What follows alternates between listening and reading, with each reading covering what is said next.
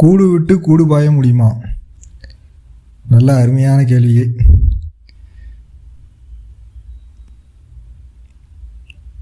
கூடு விட்டு கூடு பாயிறதுன்னா நீங்கள் என்ன நினைக்கிறீங்க அதை சொல்லுங்கள்.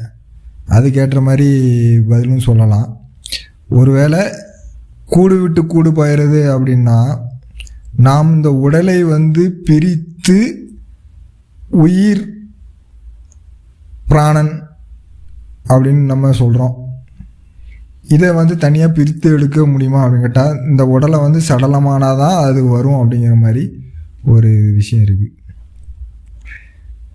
அதுவும் கூடு விட்டு கூடு பாயிற ஒரு முறை தான், இந்த உடலை விட்டு நம்ம வெளியேறது.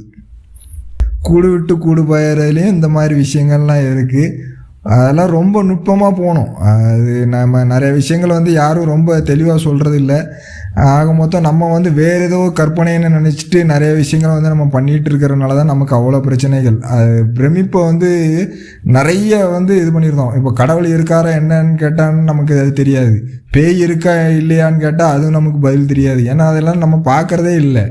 அப்போது அதை எப்படி நீங்கள் நம்ப முடியும் அப்படிங்கிற பட்சத்தில் தான் இப்போதைக்கு நமக்கு தெரிந்த ஒரு விஷயம் என்ன அப்படின்னு பார்த்தீங்கன்னா, கூடு விட்டு கூடு பாயிறது அப்படின்னா இந்த உடலில் ஒரு விஷயம் இருந்துச்சு, அது இப்போ அது செயல்படலை அப்படின்னா அந்த காற்று நமக்குள்ளே போயிட்டு வந்துட்டு இருந்தது, அதனால் நம்ம இயங்கிட்டு இருந்தோம்.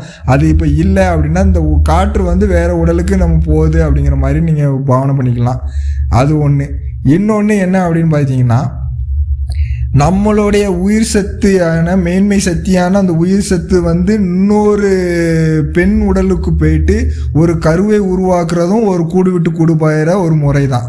ஆக மொத்தம் நீங்கள் அந்த லாஜிக்கில் யோசிங்க. ரொம்ப அப்பாற்பட்டுலாம் நம்ம எதுவுமே யோசிக்க வேண்டாம்.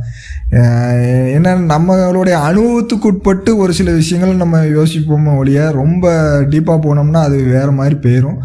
அது வேண்டாம் அப்படிங்கிற முறையில் நான் யோசிக்கிறேன்.